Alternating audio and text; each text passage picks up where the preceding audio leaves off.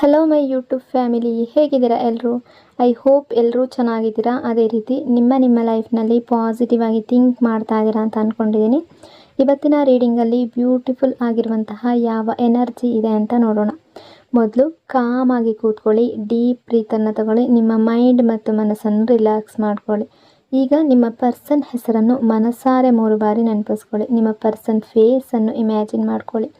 ಅವರು ಮತ್ತು ನೀವು ಒಟ್ಟಿಗೆ ಕಳೆದಿರುವ ಬ್ಯೂಟಿಫುಲ್ ಮೆಮೊರೀಸ್ನ ನೆನಪು ಮಾಡ್ಕೊಳ್ಳಿ. ಅದಕ್ಕೂ ಮೊದಲು ಈ ರೀಡಿಂಗ್ ನಿಮ್ಮವರೆಗೂ ತಲುಪಿದೆ ಅಂದರೆ ಯು ಆರ್ ಸೋ ಬ್ಲೆಸ್ಡ್. ಯೂನಿವರ್ಸ್ಗೆ ಗ್ರ್ಯಾಟಿಟ್ಯೂಡ್ ಹೇಳಿ, ಥ್ಯಾಂಕ್ ಯು ಯೂನಿವರ್ಸ್ ಅಂತ ಹೇಳಿ ನಿಮ್ಮ ಪರ್ಸನ್ ಎನರ್ಜಿಯನ್ನು ಫೀಲ್ ಮಾಡಿ. ಬ್ಯೂಟಿಫುಲ್ ಆಗಿರುವ ಎನರ್ಜಿ ಬಂದಾಗ ಅದನ್ನು ರಿಸೀವ್ ಮಾಡ್ಕೊಳ್ಳಿ. ಇದು ಜನರಲ್ ರೀಡಿಂಗ್ ಆಗಿರುತ್ತೆ. ಸೊ ಎಲ್ಲ ವಿಷಯಗಳು ಎಲ್ಲರಿಗೂ ಕೂಡ ಮ್ಯಾಚ್ ಆಗಬೇಕು ಅಂತ ಇಲ್ಲ. ನಿಮ್ಮ ಸಿಚುವೇಶನ್ಗೆ ಮ್ಯಾಚ್ ಆಗುವ ಎನರ್ಜಿ ಮಾತ್ರ ರಿಸೀವ್ ಮಾಡ್ಕೊಳ್ಳಿ. ಯಾವುದಾದ್ರೂ ಭಾಗ ನಿಮಗೆ ಮ್ಯಾಚ್ ಆಗಲಿಲ್ಲ ಅಂದರೆ ಅದನ್ನು ಫೋರ್ಸ್ ಆಗಿ ತಗೊಳ್ಬೇಡಿ, ಸಿಂಪಲ್ ಆಗಿ ಸ್ಕಿಪ್ ಮಾಡಿ. ಹಾಗಾಗಿ ಓವರ್ ಆಗಿ ನೆಗೆಟಿವ್ ಆಗಿ ಯೋಚನೆ ಮಾಡಬೇಡಿ. ನಿಮ್ಮ ಮನಸ್ಸನ್ನು ಅನಾವಶ್ಯಕ ಭಯಗಳಿಂದ ತುಂಬಿಸ್ಕೊಳ್ಬೇಡಿ. ಯಾವುದೇ ರಿಲೇಷನ್ಶಿಪ್ಪಲ್ಲಾಗಿರಲಿ ಪಾಸಿಟಿವ್ ಎನರ್ಜಿ ಅನ್ನೋದು ತುಂಬ ಇಂಪಾರ್ಟೆಂಟ್ ಆಗಿರುತ್ತೆ.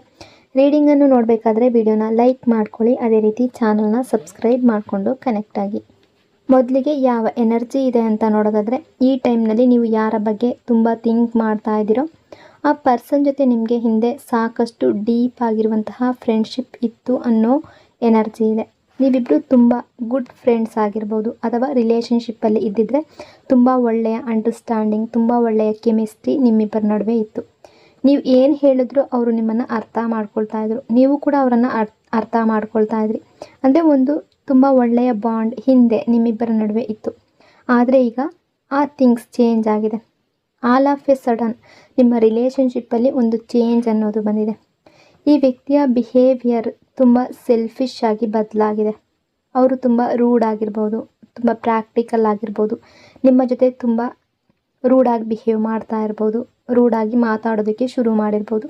ಅಂದರೆ ಈ ವ್ಯಕ್ತಿಯ ಎನರ್ಜಿನಲ್ಲಿ ಒಂದು ದೊಡ್ಡ ಶಿಫ್ಟನ್ನು ನೀವು ನೋಡಿದ್ದೀರಾ. ಈ ಕನೆಕ್ಷನಲ್ಲಿ ಒಂದು ಟ್ರಾನ್ಸ್ಫರ್ಮೇಷನ್ ಆಗಿದೆ.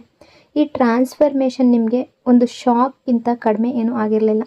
ಯಾಕೆಂದರೆ ಈ ಪರ್ಸನ್ ಇಷ್ಟು ಹೇಗೆ ಬದಲಾಗ್ಬೋದು, ಇಷ್ಟು ಚೇಂಜ್ ಹೇಗೆ ಬರ್ಬೋದು ಅನ್ನೋದು ನಿಮಗೆ ತುಂಬ ಆಶ್ಚರ್ಯ. ಯಾಕೆಂದರೆ ಇದು ತುಂಬ ಬೇರೆ ಲೆವೆಲ್ನ ಚೇಂಜ್ ಆಗಿತ್ತು. ಅದನ್ನು ನೀವು ಕ್ಲಿಯರ್ಲಿ ನೋಟಿಸ್ ಮಾಡಿದ್ದೀರಾ. ಈ ವ್ಯಕ್ತಿ ನಿಮ್ಮ ಜೊತೆ ರಿಲೇಷನ್ಶಿಪ್ಪಲ್ಲಿ ಬರುವ ಮೊದಲು ಅವರು ನಿಮ್ಮ ಹಿಂದೆ ತುಂಬ ಚೇಸ್ ಮಾಡಿರ್ಬೋದು, ನಿಮ್ಮನ್ನು ತುಂಬ ಅಟ್ರ್ಯಾಕ್ಟ್ ಮಾಡೋದಕ್ಕೆ ಟ್ರೈ ಮಾಡಿರ್ಬೋದು. ಆದರೆ ನೀವು ಅವರಿಗೆ ಎಸ್ ಹೇಳಿದ ಮೇಲೆ, ಅವ್ರ ಜೊತೆ ರಿಲೇಷನ್ಶಿಪ್ಗೆ ಬಂದ ಮೇಲೆ, ನೀವು ಅವರ ಮೇಲೆ ಡಿಪೆಂಡೆಂಟ್ ಆಗೋದಕ್ಕೆ ಶುರು ಮಾಡಿದ ಮೇಲೆ, ಅವರನ್ನು ಟ್ರಸ್ಟ್ ಮಾಡೋದಕ್ಕೆ ಶುರು ಮಾಡಿದ ಮೇಲೆ ಈ ಚೇಂಜ್ ಅನ್ನೋದು ಬಂದಿರ್ಬೋದು. ಅಥವಾ ಮೊದಲಿನ ದಿನಗಳಲ್ಲಿ ಈ ಪರ್ಸನ್ ನಿಮಗೆ ತುಂಬ ಮಾತುಗಳನ್ನು, ತುಂಬ ಪ್ರಾಮಿಸಸ್ನ ಕೊಟ್ಟಿರ್ಬೋದು, ನಿಮ್ಮನ್ನು ಅಪ್ರಿಷಿಯೇಟ್ ಮಾಡ್ತಾಯಿದ್ರು, ನಿಮ್ಮನ್ನು ತುಂಬ ಪ್ರೈಸ್ ಮಾಡ್ತಾಯಿದ್ರು. ಆದರೆ ನಿಮಗೆ ಅವರ ಹ್ಯಾಬಿಟ್ ಆಗುವಂತೆ ಮಾಡಿದ ನಂತರ, ಅಂದರೆ ಅವರಿಂದ ದೂರ ಇರೋದಕ್ಕೆ ನಿಮಗೆ ಸಾಧ್ಯ ಇಲ್ಲ ಅನ್ನೋ ರೀತಿ ನಿಮ್ಮ ಮನಸ್ಥಿತಿ ಬದಲಾದ ನಂತರ ಅವರು ಈ ಎಲ್ಲವನ್ನು ಒಂದೇ ಸಲಕ್ಕೆ ಬಿಟ್ಟಿರ್ಬೋದು. ಸೊ ನಿಮಗೆ ಬಹುಶಃ ನನ್ನ ಲವ್ ಕಡಿಮೆ ಆಗಿದೆ, ಅಥವಾ ನಾನು ಇವರಿಗೆ ಕಡಿಮೆ ಲವ್ ಕೊಡ್ತಿದ್ದೀನ ಅಂತ ಅನಿಸಿರ್ಬೋದು. ಆದರೆ ಎನರ್ಜಿಯ ಪ್ರಕಾರ ಹಾಗೇನೂ ಇರಲಿಲ್ಲ. ನೀವು ಅವರನ್ನು ಕಡಿಮೆ ಲವ್ ಮಾಡ್ತಾ ಇರಲಿಲ್ಲ. ಆದರೂ ನೀವು ನಿಮ್ಮನ್ನೇ ಚೇಂಜ್ ಮಾಡ್ಕೊಳ್ಳೋದಕ್ಕೆ ಟ್ರೈ ಮಾಡಿದ್ದೀರಾ. ಎಲ್ಲಿ ನನ್ನಲ್ಲೇ ಏನಾದರೂ ಕೊರತೆ ಇದೆಯಾ ಅಂತ ನಿಮ್ಮನ್ನೇ ನೀವು ಕ್ವಶನ್ ಮಾಡ್ಕೊಳ್ಳೋದಕ್ಕೆ ಶುರು ಮಾಡಿದ್ದೀರಾ. ಅಂದರೆ ನನ್ನಲ್ಲೇ ಏನಾದರೂ, ನನ್ನ ಲವ್ನಲ್ಲೇ ಏನಾದರೂ ಕೊರತೆ ಇದೆಯಾ, ನಾನೇ ಏನಾದರೂ ತಪ್ಪು ಮಾಡಿದ್ದೀನಾ ಅಂತ ನಿಮ್ಮನ್ನೇ ನೀವು ಕ್ವಶನ್ ಮಾಡ್ಕೊಳ್ಳೋದಕ್ಕೆ ಶುರು ಮಾಡಿದ್ದೀರಾ.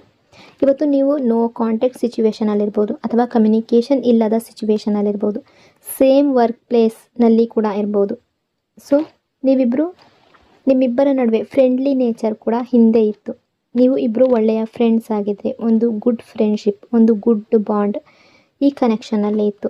Balance energy. ಈ ಪರ್ಸನ್ ನಿಮಗೆ ವರ್ಕ್ ಪ್ಲೇಸ್ನಲ್ಲಿ ಸಿಕ್ಕಿರ್ಬೋದು, ಅಂದರೆ ಸೇಮ್ ಆಫೀಸ್ನಲ್ಲಿ ಕೆಲಸ ಮಾಡ್ತಾ ಇರ್ಬೋದು, ಒಬ್ಬರ ಕಡೆ ಇನ್ನೊಬ್ಬರಿಗೆ ತುಂಬ ಅಟ್ರ್ಯಾಕ್ಷನ್ ಫೀಲ್ ಆಗಿರಬಹುದು. ಸೊ ಒಬ್ಬರ ಮೇಲೆ ಒಬ್ಬರಿಗೆ ಅಟ್ರ್ಯಾಕ್ಷನ್ ಜಾಸ್ತಿ ಆದ ಹಾಗೆ ನಂತರ ರಿಲೇಷನ್ಶಿಪ್ಗೆ ಬಂದಿರ್ಬೋದು. ಕೆಲವರಿಗೆ ಆನ್ಲೈನ್ ಮೂಲಕ ಒಬ್ಬರಿಗೊಬ್ಬರು ಪರಿಚಯ ಆಗಿರ್ಬೋದು, ಅಥವಾ ಕಮ್ಯುನಿಕೇಷನ್ ಶುರುವಾಗಿರ್ಬೋದು, ಅಥವಾ ಲಾಂಗ್ ಡಿಸ್ಟೆನ್ಸ್ ರಿಲೇಷನ್ಶಿಪ್ ಆಗಿರ್ಬೋದು. ನೀವಿಬ್ಬರು ತುಂಬ ರೆಗ್ಯುಲರ್ ಆಗಿ ಮೀಟ್ ಆಗದೇ ಇರ್ಬೋದು, ಆನ್ಲೈನ್ನಲ್ಲಿ ಹೆಚ್ಚು ಕನೆಕ್ಟ್ ಆಗಿರ್ಬೋದು. ಇಂತಹ ಎನರ್ಜಿ ಕೂಡ ಇದೆ.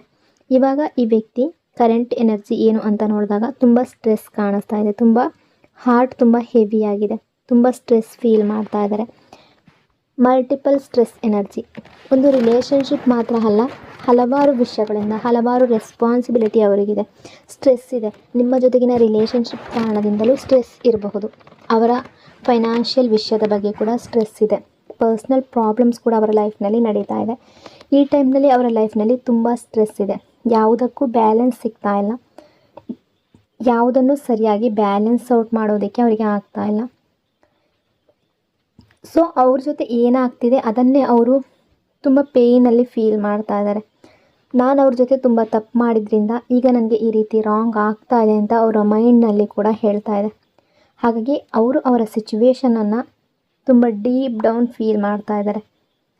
ಅವರು ತುಂಬ ಸ್ಟ್ರೆಸ್ ಔಟ್ ಆಗಿರುವಂತೆ ನಿಮಗೆ ಫೀಲ್ ಆಗ್ಬೋದು. ಸೇಮ್ ವರ್ಕ್ ಪ್ಲೇಸ್ನಲ್ಲಿ ಇದ್ದರೆ ಈ ಎನರ್ಜಿ ನೀವು ನೋಟಿಸ್ ಆಗ್ಬೋದು, ಅಥವಾ ಒಂದೇ ಊರಿನಲ್ಲಿ ಒಂದೇ ಸಿಟಿಯಲ್ಲಿದ್ದರೆ, ಅಥವಾ ನೀವು ಒಬ್ಬರನ್ನೊಬ್ಬರು ನೋಡ್ತಾ ಇದ್ದರೆ ತುಂಬ ಸ್ಟ್ರೆಸ್ ಔಟ್ ಆಗಿರುವ ರೀತಿ ನಿಮಗೆ ಫೀಲ್ ಆಗ್ಬೋದು. ಕೆಲವೊಮ್ಮೆ ಸ್ಟ್ರೆಸ್ ಫೇಸ್ ಮೇಲೆ ಕಾಣಿಸೋದಿಲ್ಲ. ಕೆಲವರು ಅದನ್ನು ಫೇಸ್ನಿಂದ ಹೈಡ್ ಮಾಡ್ತಾರೆ. ಆದರೆ ಅವರ ಎನರ್ಜಿಯಲ್ಲಿ ತುಂಬ ಸ್ಟ್ರೆಸ್ ಸ್ಟ್ರಾಂಗ್ ಆಗಿದೆ. Sharing and missing energy. ಅವರು ಈ ಟೈಮ್ನಲ್ಲಿ ನಿಮ್ಮನ್ನು ಲಿಟ್ರಲಿ ಮಿಸ್ಸಿಂಗ್ ಮಾಡ್ತಾ ಇದ್ದಾರೆ. ನೀವೀಗ ನನ್ನ ಜೊತೆ ಇದ್ದಿದ್ರೆ ಎಷ್ಟು ಚೆನ್ನಾಗಿರ್ತಾ ಇತ್ತು ಅನ್ನೋ ಫೀಲಿಂಗ್ ಅವ್ರಿಗೆ ಬರ್ತಾ ಇದೆ.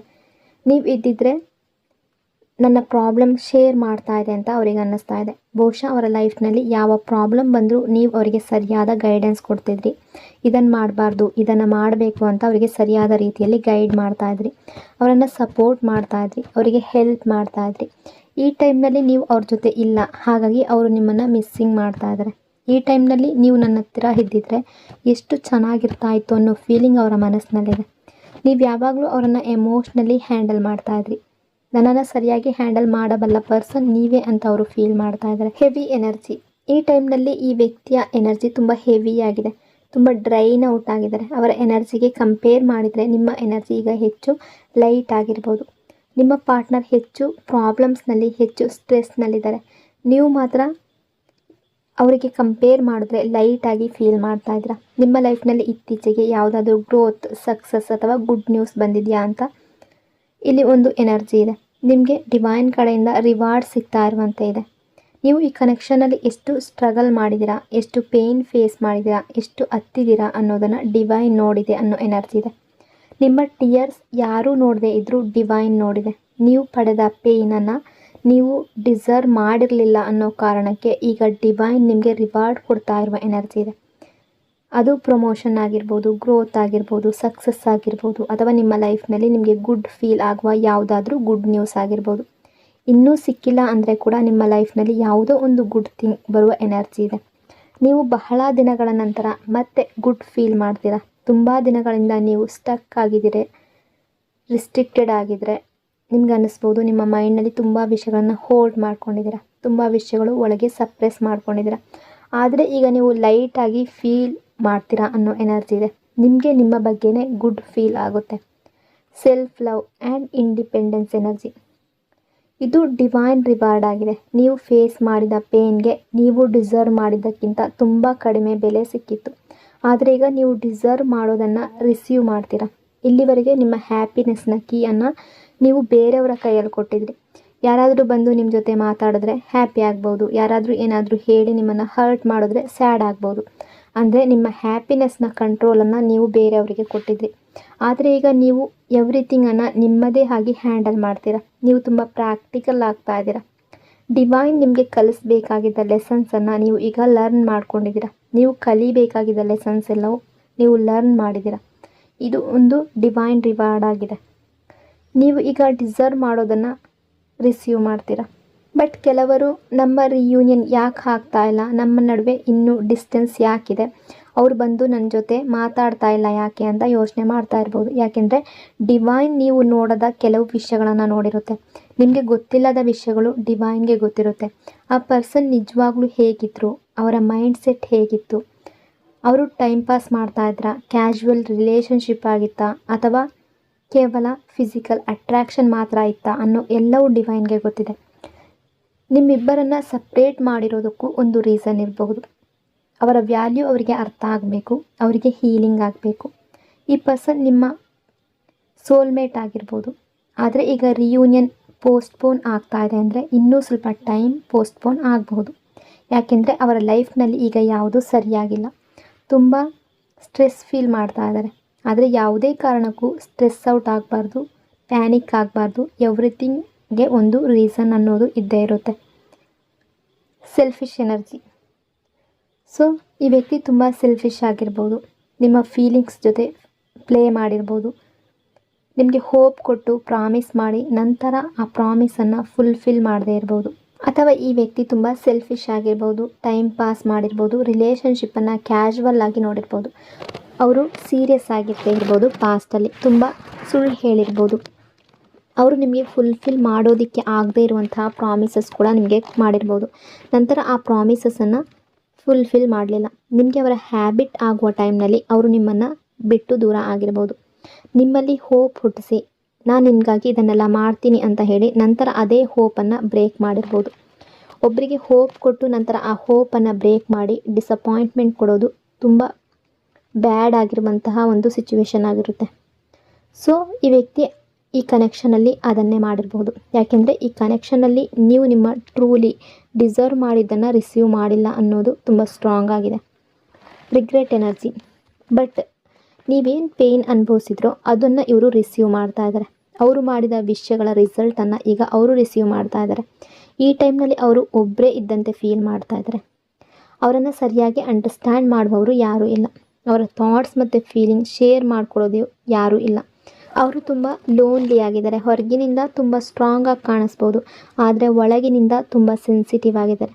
ಅವರೊಳಗೆ ಒಂದು ಸ್ಯಾಡ್ನೆಸ್ ಅನ್ನೋದಿದೆ. ಆ ಸ್ಯಾಡ್ನೆಸ್ಸನ್ನು ಅವರು ತುಂಬ ಫೀಲ್ ಮಾಡ್ತಾ ಇದ್ದಾರೆ. Provider and receiver energy. ಈ ಕನೆಕ್ಷನಲ್ಲಿ ಅವರು ಯಾವಾಗಲೂ ರಿಸೀವರ್ ಮಾತ್ರ ಆಗಿದ್ದರು, ನೀವು ಯಾವಾಗಲೂ ಪ್ರೊವೈಡರ್ ಆಗಿದೆ. ಇದನ್ನು ಸ್ವಲ್ಪ ಗಮನದಿಂದ ಅರ್ಥ ಮಾಡ್ಕೊಳ್ಳಿ. ಅಂದರೆ ನೀವು ನಿಮ್ಮ ಪ್ರೀತಿಯನ್ನು ಕೊಡ್ತಾನೆ ಬಂದಿದ್ದೀರಾ, ಅವರು ರಿಸೀವ್ ಮಾತ್ರ ಮಾಡಿದ್ದಾರೆ. ನಿಮಗೆ ಬೇಕಾದ ಪ್ರೀತಿಯನ್ನು ಅವರು ತಿರುಗಿಸಿ ಕೊಟ್ಟಿಲ್ಲ. ಅಂದರೆ ಅವರ ಟೈಮ್ಗೆ ಅವರು ನಿಮ್ಮ ಹತ್ರ ತುಂಬ ಪ್ರೀತಿಯನ್ನು ತೋರಿಸಿರ್ಬೋದು, ಬಟ್ ಕ್ರಮೇಣ ಟೈಮ್ ಕಳೆದಂತೆ ನಿಮ್ಮನ್ನು ನೆಗ್ಲೆಕ್ಟ್ ಮಾಡಿದ್ದಾರೆ, ಇಗ್ನೋರ್ ಮಾಡಿದ್ದಾರೆ. ನೀವು ಎಂಟಿ ಆಗಿರೋದು ನಿಮ್ಮ ಎನರ್ಜಿಯಲ್ಲಿದೆ. ಅಂದರೆ ನೀವು ಆ ವ್ಯಕ್ತಿಗಾಗಿ ತುಂಬ ಸ್ಯಾಕ್ರಿಫೈಸ್ ಮಾಡಿದ್ದೀರಾ, ತುಂಬ ಎಫರ್ಟ್ಸ್ ಹಾಕಿದ್ದೀರಾ. ಅದರಿಂದ ನಿಮಗೆ ಡಿಪ್ರೆಷನ್, ಆ್ಯಂಗ್ಸೈಟಿ, ಸ್ಟ್ರೆಸ್ ಎಲ್ಲವೂ ಬಂದಿರ್ಬೋದು. ಹಾಗಾಗಿ ನೀವು ಮತ್ತೆ ನಿಮ್ಮನ್ನು ಫಿಲಪ್ ಮಾಡ್ಕೊಳ್ಬೇಕು. ನಿಮ್ಮನ್ನು ಫಿಲಪ್ ಮಾಡ್ಕೊಳ್ಳೋದಕ್ಕೆ ಸೆಲ್ಫ್ ಲವ್ ಮಾಡಬೇಕು. ನಿಮ್ಮ ಬಗ್ಗೆ ನೀವು ಗುಡ್ ಫೀಲ್ ಮಾಡಬೇಕು. ಒಂದು ಟೈಮ್ನಲ್ಲಿ ನೀವು ನಿಮ್ಮ ಬಗ್ಗೆನೇ ಗುಡ್ ಫೀಲ್ ಮಾಡದೆ ಆ ಸಿಚುವೇಶನ್ಗೆ ಹೋಗಿದ್ರಿ, ಸೆಲ್ಫ್ ಡೌಟ್ ಬಂದಿತ್ತು, ಅಂಡರ್ ಕಾನ್ಫಿಡೆಂಟ್ ಆಗಿದ್ರಿ. ಒಂದು ಟೈಮ್ನಲ್ಲಿ ಡಿಪ್ರೆಷನ್ ತರಹದ ಸಿಚುವೇಶನ್ಗೆ ಹೋಗಿರ್ಬೋದು. ಯಾರ ಜೊತೆನೂ ಮಾತಾಡೋದಕ್ಕೆ ಇಷ್ಟ ಆಗ್ತಾ ಇರಲಿಲ್ಲ. ಫ್ಯಾಮಿಲಿ ಗ್ರೂಪ್ಸ್ನಿಂದ, ಫ್ರೆಂಡ್ಸ್ ಗ್ರೂಪ್ಸ್ನಿಂದ ದೂರ ಆಗಿದ್ರಿ. ಯಾಕೆ ಹೀಗೆ ಮಾಡ್ತಾಯಿದ್ರಿ? ಯಾಕೆಂದರೆ ನಿಮ್ಮ ಮೈಂಡ್ನಲ್ಲಿ ನಾನು ಮಾಡ್ತಾ ಇರೋದೇ ಸರಿಯಾಗಿರಬೇಕು ಅನ್ನೋ ಫೀಲಿಂಗ್ ಇತ್ತು. ಯಾವುದ್ರಲ್ಲೂ ನಿಮ್ಮ ಮನಸ್ಸಿರಲಿಲ್ಲ. ಯಾಕೆಂದರೆ ನೀವು ಡ್ರೈನ್ ಆಗಿದ್ರಿ. ಈಗ ನಿಮ್ಮನ್ನೇ ನೀವು ಮತ್ತೆ ಫಿಲಪ್ ಮಾಡ್ಕೊಳ್ಬೇಕು. ನಾನು ಯಾವಾಗಲೂ ಹೇಳುವ ಗೈಡೆನ್ಸ್ ಇದೆ, ಸೆಲ್ಫ್ ಲವ್ ಮಾಡಿ. Past and observation energy. ಈ ಪರ್ಸನ್ ಇನ್ನೂ ಪಾಸ್ಟ್ಗೆ ಸ್ಟಕ್ ಆಗಿದ್ದಾರೆ. ಅವರು ಇನ್ನೂ ನಿಮ್ಮ ಪಾಸ್ಟ್ ಚಾರ್ಟ್ಸ್ ನೋಡ್ತಾ ಇರ್ಬೋದು, ನಿಮ್ಮ ಲಾಸ್ಟ್ ಸೀನ್ ಚೆಕ್ ಮಾಡ್ತಾ ಇರ್ಬೋದು. ನೀವು ಯಾವುದಾದ್ರೂ ಪೋಸ್ಟ್ ಹಾಕಿದ್ದೀರಾ, ಸ್ಟೇಟಸ್ ಹಾಕಿದ್ದೀರಾ, DP ಚೇಂಜ್ ಮಾಡಿದ್ದೀರಾ ಅನ್ನೋದನ್ನು ಅಬ್ಸರ್ವ್ ಮಾಡ್ತಾ ಇರ್ಬೋದು. ನೀವೇನು ಮಾಡ್ತಿದ್ದೀರಾ ಅನ್ನೋದನ್ನು ಅವರು ಅಬ್ಸರ್ವ್ ಮಾಡ್ತಾ ಇದ್ದಾರೆ. ಅವರು ನಿಮ್ಮ ಜೊತೆ ಪಾಸ್ಟ್ನಲ್ಲಿ ಸ್ಪೆಂಡ್ ಮಾಡಿದ ಟೈಮನ್ನು ತುಂಬ ನೆನಪಿಸ್ಕೊಳ್ತಾ ಇದ್ದಾರೆ. ಓಲ್ಡ್ ಚಾರ್ಟ್ಸ್ ರೀಡ್ ಮಾಡ್ತಾ ಇರ್ಬೋದು, ನಿಮ್ಮ ಫೋಟೋಸ್ ನೋಡ್ತಾ ಇರ್ಬೋದು. ಅವರ ಫೋನ್ನಲ್ಲಿ ನಿಮ್ಮ ಫೋಟೋಸ್ ಅಥವಾ ಚಾರ್ಟ್ಸ್ ಇನ್ನೂ ಡಿಲೀಟ್ ಆಗದೇ ಇರ್ಬೋದು. ನಿಮಗೆ ಅವರು ಎಲ್ಲವನ್ನ ಡಿಲೀಟ್ ಮಾಡಿರಬಹುದು, ನನ್ನನ್ನು ಹೇಗೆ ಮಿಸ್ ಮಾಡ್ತಾರೆ ಅಂತ ಅನ್ನಿಸ್ಬೋದು. ಬಟ್ ಎನರ್ಜಿ ಪ್ರಕಾರ ಅವರು ನಿಮ್ಮನ್ನು ಮಿಸ್ಸಿಂಗ್ ಮಾಡ್ತಾ ಇದ್ದಾರೆ. Hesitation and mental blockage energy. ಅವರೊಳಗೆ ತುಂಬ ಎಮೋಷನ್ಸ್ ಇದ್ದರು, ಅವರು ನಿಮ್ಮನ್ನು ಅಪ್ರೋಚ್ ಮಾಡ್ತಾ ಇಲ್ಲ. ಯಾಕೆಂದರೆ ಅವರಿಗೆ ಹೆಸಿಟೇಷನ್ ಇದೆ. ನಿಮ್ಮನ್ನು ಫೇಸ್ ಮಾಡೋದಕ್ಕೆ, ನಿಮ್ಮ ಮುಂದೆ ಬರೋದಕ್ಕೆ ಅವರಿಗೆ ಕರೇಜ್ ಇಲ್ಲ. ಅವರಿಗೆ ತಮ್ಮದೇ ತಪ್ಪು ಅಂತ ಗೊತ್ತಿದೆ. ಈ ಕನೆಕ್ಷನ್ನಲ್ಲಿ ಪ್ರಾಬ್ಲಮ್ ಅವರೇ ಅನ್ನೋದನ್ನು ಅವರು ಅಂಡರ್ಸ್ಟ್ಯಾಂಡ್ ಮಾಡ್ತಾ ಇದ್ದಾರೆ. ಇಲ್ಲಿ ಬೇರೆ ಯಾರು ಪ್ರಾಬ್ಲಮ್ ಅಲ್ಲ, ಅವರ ಮೈಂಡ್ ಸೆಟ್ ಮತ್ತು ಅವರ ನೆಗೆಟಿವ್ ಮೈಂಡ್ ಸೆಟ್ ಅವರನ್ನು ಬ್ಲಾಕ್ ಮಾಡ್ತಾ ಇದೆ. Past connection and conflict energy. ಈ ಕನೆಕ್ಷನಲ್ಲಿ ಒಂದು ಪಾಸ್ಟ್ ಲೈಫ್ ಕನೆಕ್ಷನ್ ಆಗಿರ್ಬೋದು. ಈ ಕನೆಕ್ಷನ್ನಲ್ಲಿ ನೀವು ಫೇಸ್ ಮಾಡಿದ ಎಲ್ಲವೂ ಅದಕ್ಕೆ ಸಂಬಂಧಪಟ್ಟದ್ದೇ ಅನ್ನೋ ಎನರ್ಜಿ ಇದೆ. ಅವರು ಫೈಟ್ ಮಾಡಿ, ಆರ್ಗ್ಯುಮೆಂಟ್ಸ್ ಮಾಡಿ, ಡಿಸ್ರೆಸ್ಪೆಕ್ಟ್ ಮಾಡಿ ಹೋಗಿರ್ಬೋದು. ಅದರಿಂದ ನಿಮ್ಮ ಹೋಪ್ ಸಂಪೂರ್ಣವಾಗಿ ಬ್ರೇಕ್ ಆಗಿರ್ಬೋದು. ಇಷ್ಟು ಸಮಯ ಆಗಿ ಕೂಡ ಈ ಪರ್ಸನ್ ಮತ್ತೆ ಬಂದಿಲ್ಲ ಅಂದರೆ ಮುಂದೆ ಹೇಗೆ ಬರ್ತಾರೆ ಅನ್ನೋ ಫೀಲಿಂಗ್ ನಿಮಗೆ ಬಂದಿರ್ಬೋದು. ಯಾಕೆಂದರೆ ಅವರು ನಿಮ್ಮ ಹೋಪನ್ನು ಬ್ರೇಕ್ ಮಾಡಿ ಹೋಗಿದ್ದಾರೆ. ಆದರೆ ಚೇಂಜ್ ಯಾವಾಗಲೂ ಟೈಮ್ ತಗೊಳುತ್ತೆ. ಟ್ರಾನ್ಸ್ಫರ್ಮೇಷನ್ ಒಂದು ದಿನದಲ್ಲಿ ಆಗುವ ಪ್ರೊಸೆಸ್ ಅಲ್ಲ. ನೀವು ಒಂದು ದಿನದಲ್ಲಿ ಮಿರಾಕಲ್ ಆಗಬೇಕು ಅಂತ ಎಕ್ಸ್ಪೆಕ್ಟ್ ಮಾಡಬಹುದು. ಒಂದು ರಾತ್ರಿ ಒಳಗೆ ಎಲ್ಲವೂ ಚೇಂಜ್ ಆಗಬೇಕು ಅಂತ ಎಕ್ಸ್ಪೆಕ್ಟ್ ಮಾಡ್ಬೋದು. ಆದರೆ ಇದು ಟೈಮ್ ತಗೊಳ್ಳುವಂತಹ ಪ್ರೊಸೆಸ್. ಅವರಿಗೆ ಯೂನಿವರ್ಸ್ ಯಾವ ರೀತಿಯಲ್ಲಿ ರಿಯಲೈಸೇಷನ್ಸ್ ಕೊಡುತ್ತೋ, ಯಾವ ರೀತಿಯಲ್ಲಿ ಲೆಸನ್ಸ್ ಕಲಿಸುತ್ತೋ ಅದಕ್ಕೆ ಟೈಮ್ ಬೇಕು. ಡಿವೈನ್ಗೆ ಅವರು ಯಾವಾಗ ನಿಮ್ಮ ಕಡೆ ಬರಬೇಕು ಅನ್ನೋದು ಗೊತ್ತಿದೆ. ಅವರು ಯಾವಾಗ ರಿಯೂನಿಯನ್ ಮಾಡಬೇಕು ಅನ್ನೋದು ಡಿವೈನ್ಗೆ ಗೊತ್ತಿದೆ. Reunion and celebration energy. ಈ ಕನೆಕ್ಷನ್ ಬಗ್ಗೆ ಪಾಸಿಟಿವ್ ಆಗಿರಬೇಕು ನೀವು. ಈ ಪರ್ಸನ್ ನಿಮ್ಮ ಜೊತೆ ರಿಯೂನಿಯನ್ ಮತ್ತು ರೀಕನ್ಸಿಲೇಷನನ್ನು ಸೆಲೆಬ್ರೇಟ್ ಮಾಡೋದಕ್ಕೆ ಬಯಸ್ತಾರೆ. ನಿಮ್ಮ ಜೊತೆ ಅವರ ಮನಸ್ಸಿನ ಮಾತು ಶೇರ್ ಮಾಡೋದಕ್ಕೆ ಬಯಸ್ತಾರೆ. ಅವರ ಲವ್ವನ್ನು ಎಕ್ಸ್ಪ್ರೆಸ್ ಮಾಡೋದಕ್ಕೆ ಬಯಸ್ತಾರೆ. ನಾನು ನಿನ್ನನ್ನು ಎಷ್ಟು ಲವ್ ಮಾಡ್ತೀನಿ, ನಾನು ಈಗ ಎಷ್ಟು ಸ್ಟ್ರಗಲ್ ಫೇಸ್ ಮಾಡ್ತಾ ಇದ್ದೀನಿ ಅನ್ನೋದನ್ನು ನಿಮಗೆ ಹೇಳೋದಕ್ಕೆ ಬಯಸ್ತಾರೆ. ಆದರೆ ನಿಮ್ಮನ್ನು ಅಪ್ರೋಚ್ ಮಾಡೋದಕ್ಕೆ ಅವರು ನಿಮ್ಮನ್ನು ಔಟ್ ಆಫ್ ರೀಚ್ ಅಂತ ಫೀಲ್ ಮಾಡ್ತಾ ಇದ್ದಾರೆ. ನಾನು ಈಗ ಅಪ್ರೋಚ್ ಮಾಡಿದ್ರು ಅವರು ನನ್ನನ್ನು ರಿಜೆಕ್ಟ್ ಮಾಡ್ಬೋದು ಅನ್ನೋ ಫಿಯರ್ ಅವರಿಗಿದೆ. ನೀವು ರಿಪ್ಲೈ ಕೊಡದೇ ಇದ್ದರೆ, ಅವರನ್ನು ಅವಾಯ್ಡ್ ಮಾಡಿದ್ರೆ, ಅವರ ಮೇಲೆ ಶೌಟ್ ಮಾಡಿದ್ರೆ ಅವರಿಗೆ ಈಗೋ ಹರ್ಟ್ ಆಗ್ಬೋದು ಅನ್ನೋ ಫಿಯರ್ ಇದೆ. ಅದೇ ಅವರನ್ನು ಸ್ಟಾಪ್ ಮಾಡ್ತಾ ಇದೆ. ಈ ಪರ್ಸನ್ ಓವರ್ ಥಿಂಕಿಂಗ್ ಕೂಡ ಆಗಿದ್ದಾರೆ. ಅವರು ಅವರ ಮನಸ್ಸಿನಲ್ಲೇ ಹಲವಾರು ಅಸಂಪ್ಷನ್ಸನ್ನು ಮಾಡ್ಕೊಳ್ತಾ ಇದ್ದಾರೆ. ಹೀಗಾದರೆ ಏನು, ಹಾಗಾದರೆ ನಾನು ಹೇಗೆ ಫೇಸ್ ಮಾಡಲಿ, ನಾನು ಏನು ರಿಪ್ಲೈ ಕೊಡಲಿ ಅಂತ ಥಿಂಕ್ ಮಾಡ್ತಾ ಇದ್ದಾರೆ. ಆದರೆ ರಿಯಾಲಿಟಿಯಲ್ಲಿ ಅವರು ನಿಮ್ಮ ಜೊತೆ ರಿಯೂನಿಯನನ್ನು ಸೆಲೆಬ್ರೇಟ್ ಮಾಡಬೇಕು ಅಂತ ಬಯಸ್ತಾ ಇದ್ದಾರೆ. Balance and stable offer energy. ಅವರಿಗೆ ಲೈಫ್ನಲ್ಲಿ ಬ್ಯಾಲೆನ್ಸ್ ಕ್ರಿಯೇಟ್ ಮಾಡ್ಕೊಳ್ಳೋದಕ್ಕೆ ತುಂಬ ಡಿಫಿಕಲ್ಟಿ ಆಗ್ತಾ ಇದೆ. ಬ್ಯಾಲೆನ್ಸನ್ನು ಅವರೇ ಕ್ರಿಯೇಟ್ ಮಾಡ್ಕೊಳ್ಬೇಕು, ಅವರೇ ಎಫರ್ಟ್ಸ್ ಹಾಕಬೇಕು. ಅದೇ ಅವರಿಗೆ ಡಿಫಿಕಲ್ಟಿ ಕೊಡ್ತಾ ಇದೆ. ಅವರು ನಿಮ್ಮ ಕಡೆ ಬರೋದಕ್ಕೆ ಬಯಸ್ತಾರೆ. ಆದರೆ ಈ ಸಲ ಒಂದು ಸ್ಟೇಬಲ್ ಆಫರ್ ಜೊತೆ ಬರೋದಕ್ಕೆ ಬಯಸ್ತಾರೆ. ಅದು ಸಾಲಿಡ್ ಆಫರ್ ಆಗಿರ್ಬೋದು, ಸ್ಟೆಬಿಲಿಟಿ ಆಗಿರ್ಬೋದು, ಕಮಿಟ್ಮೆಂಟ್ ಆಗಿರ್ಬೋದು. ಯಾವ ರೀತಿಯ ಕಮಿಟ್ಮೆಂಟ್ ಎಕ್ಸ್ಪೆಕ್ಟ್ ಮಾಡ್ತಾ ಇದ್ರೋ ಅದಕ್ಕೆ ಸಂಬಂಧಿಸಿದ ಆಫರ್ ಕೂಡ ಆಗಿರ್ಬೋದು. ನೀವು ರಿಜೆಕ್ಟ್ ಮಾಡೋದಕ್ಕೆ ಆಗದೇ ಇರುವಂತಹ ಒಂದು ಆಫರ್ ಕೊಡಬೇಕು ಅಂತ ಬಯಸ್ತಾರೆ. ಅವರ ಈಗೋ ಹರ್ಟ್ ಆಗಬಾರ್ದು ಅನ್ನೋದು ಕೂಡ ಅವರ ಮೈಂಡ್ನಲ್ಲಿದೆ. ಯಾಕೆಂದರೆ ಅವರು ಈಗೋಸ್ಟಿಕ್ ಪರ್ಸನ್.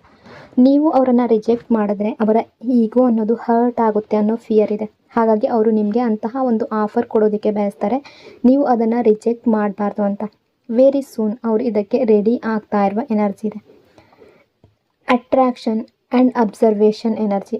ಅವರು ನಿಮ್ಮನ್ನು ಅಬ್ಸರ್ವ್ ಮಾಡ್ತಾ ಇದ್ದಾರೆ. ನಿಮ್ಮನ್ನು ನೋಡಿದಾಗ ತುಂಬ ಫಿಸಿಕಲ್ ಅಟ್ರಾಕ್ಷನ್ ಫೀಲ್ ಮಾಡ್ತಾ ಇದ್ದಾರೆ.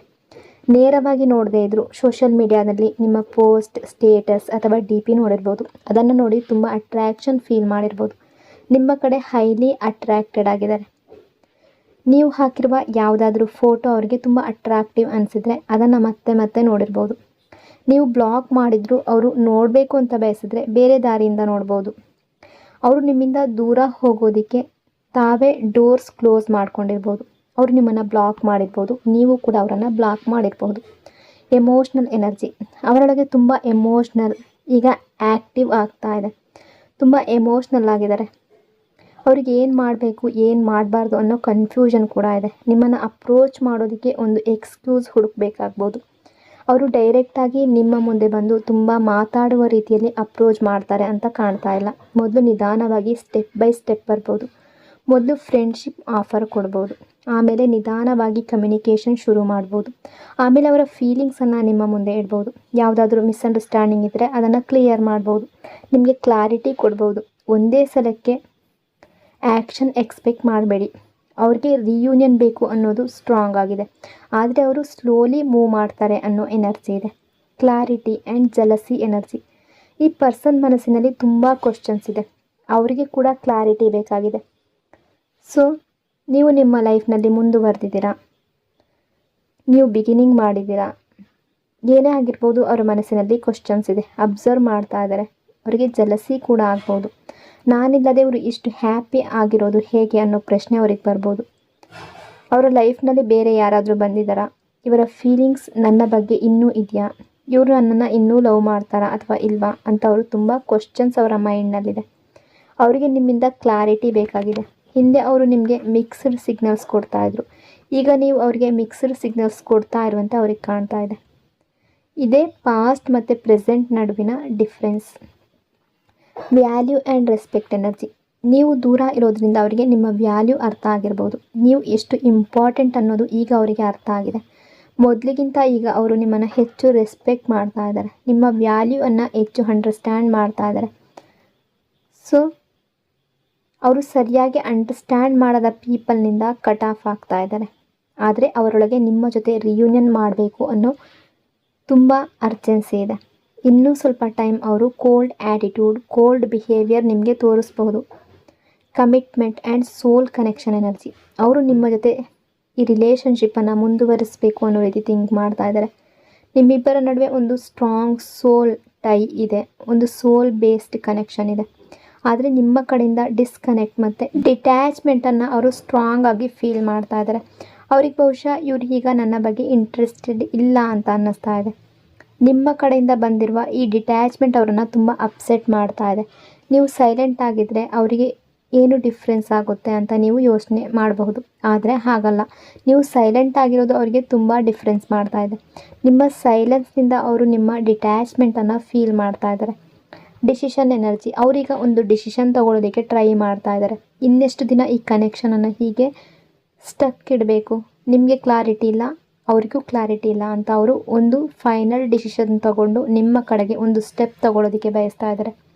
ಇನ್ನೂ ಟೈಮ್ ವೇಸ್ಟ್ ಮಾಡಬಾರ್ದು ಅನ್ನೋ ಫೀಲಿಂಗ್ ಅವ್ರಿಗೆ ಬಂದಿದೆ.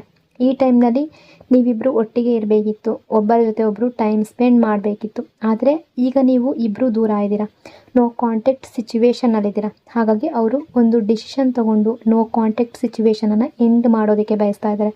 ನಿಮ್ಮಿಂದ ದೂರ ಹೋದ್ಮೇಲೆ ನಿಮ್ಮನ್ನು ಈಸಿಯಾಗಿ ಫರ್ಗೆಟ್ ಮಾಡ್ಬೋದು ಅಂತ ಅವರು ಅಂದ್ಕೊಂಡಿರ್ಬೋದು. ಆದರೆ ಹಾಗಾಗಲಿಲ್ಲ. ಅವರು ನಿಮ್ಮನ್ನು ಫರ್ಗೆಟ್ ಮಾಡಲ್ಲ, ಫರ್ಗೆಟ್ ಮಾಡೋದಕ್ಕೆ ಸಾಧ್ಯ ಆಗ್ತಾ ಇಲ್ಲ. ನೀವು ಅವ್ರಿಗೆ ಸೋಲ್ಮೇಟ್ ಕನೆಕ್ಷನ್ ರೀತಿ ಫೀಲ್ ಆಗ್ತಾ ಇದೆ. ನಿಮ್ಮನ್ನು ರೀಪ್ಲೇಸ್ ಮಾಡೋದಕ್ಕೆ ಸಾಧ್ಯ ಇಲ್ಲ ಅನ್ನೋ ರೀತಿ ಥಿಂಕ್ ಮಾಡ್ತಾ ಇದ್ದಾರೆ. ಅವರಿಗೆ ನಿಮ್ಮ ನೀಡ್ ತುಂಬ ಸ್ಟ್ರಾಂಗ್ ಆಗಿದೆ, ತುಂಬ ಥಿಂಕ್ ಮಾಡ್ತಾ ಇದ್ದಾರೆ, ಓವರ್ ಥಿಂಕಿಂಗ್ ಮಾಡ್ತಾ ಇದ್ದಾರೆ. ಬಟ್ ಅವರು ಅದನ್ನು ಶೋ ಮಾಡೋದಿಲ್ಲ. ಅವರ ಈಗೋ ಅವರಿಗೆ ಅದನ್ನು ಶೋ ಮಾಡೋದಕ್ಕೆ ಅಲೋ ಮಾಡ್ತಾ ಇಲ್ಲ. ಅವರು ನಿಮ್ಮ ಬಗ್ಗೆ ತುಂಬ ಕ್ಯೂರಿಯಸ್ ಆಗಿದ್ದಾರೆ, ನಿಮಗಾಗಿ ಡೆಸ್ಪರೇಟ್ ಆಗಿದ್ದಾರೆ. ಬಟ್ ಆದರೂ ಅದನ್ನು ಅವರು ಶೋ ಮಾಡೋದಿಲ್ಲ. Emotional breakdown and truth energy. ಈ ಪರ್ಸನ್ ಒಳಗಿನಿಂದ ಎಮೋಷ್ನಲಿ ಬ್ರೋಕನ್ ಆಗಿದ್ದಾರೆ, ತುಂಬ ಹಾರ್ಟ್ ಬ್ರೋಕನ್ ಫೀಲ್ ಮಾಡ್ತಾ ಇದ್ದಾರೆ. ಅವರ ಮೈಂಡ್ನಲ್ಲಿ ನಾನು ಟ್ರುತ್ ಹೇಳಿದ್ರೆ ಈ ರಿಲೇಷನ್ಶಿಪ್ ಇನ್ನೂ ಬ್ರೇಕ್ ಆಗಿಬಿಡುತ್ತಾ ಅನ್ನೋ ಫಿಯರ್ ಇದೆ. ಅವರು ನಿಮಗೆ ಹೇಳಬೇಕು ಅಂತ ಬಯಸ್ತಾ ಇರುವಂತಹ ಯಾವುದಾದ್ರೂ ಮಾತಿರ್ಬೋದು. ಸೊ ರಿಯಾಲಿಟಿ ಅವರಿಗೆ ಈಗ ಹಿಟ್ ಆಗ್ತಾ ಇದೆ.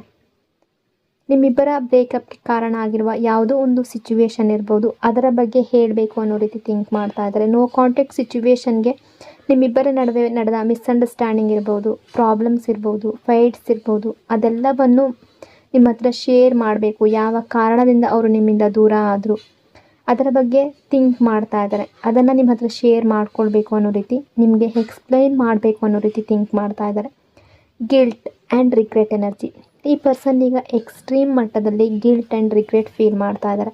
ಅವರು ನಿಮ್ಮನ್ನು ಮತ್ತೆ ಅಬ್ಸರ್ವ್ ಮಾಡ್ತಾ ಇದ್ದಾರೆ, ನೀವೇನು ಮಾಡ್ತಾ ಇದ್ದೀರಾ. ಸೊ ನೀವು ಸೇಮ್ ಏರಿಯಾನಲ್ಲಿದ್ದರೆ ನಿಮ್ಮ ಬಗ್ಗೆ ನೋಟಿಸ್ ಮಾಡ್ತಾ ಇರ್ಬೋದು. ನೀವು ಲಾಂಗ್ ಡಿಸ್ಟೆನ್ಸ್ ರಿಲೇಷನ್ಶಿಪ್ಪಲ್ಲಿದ್ದರೆ, ನಿಮ್ಮ ಸಿಟಿ ಬೇರೆ ಬೇರೆ ಆಗಿದ್ರೆ ನಿಮ್ಮನ್ನು ಅಪ್ರೋಚ್ ಮಾಡುವ ಚಾನ್ಸ್ ಇರ್ಬೋದು ಅನ್ನೋ ಎನರ್ಜಿ ಕೂಡ ಇದೆ.